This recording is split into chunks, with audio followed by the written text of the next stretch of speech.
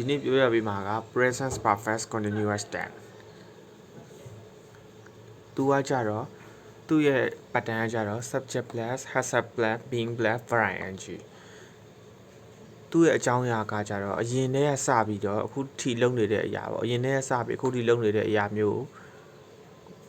ဆိုရင် present perfect continuous tense ကိုသုံးရမယ် examiner လေ့လာမယ်ဆိုရင် I have been studying for 2 hours ကျွန်တော်စာလေ့လာတာ2နာရီကြာခဲ့ပြီဆိုတိုင်းအရင်ကလည်းပြီးသွားပြီ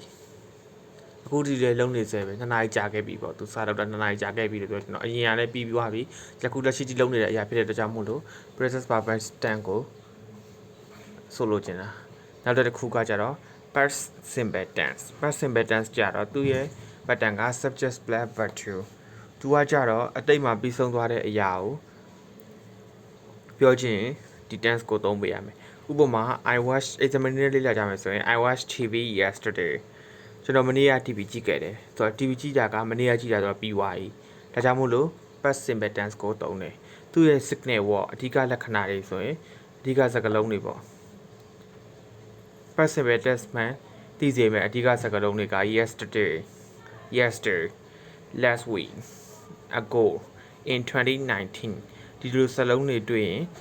ဒါ past simple tense ဆိုတာကိုသိရမယ်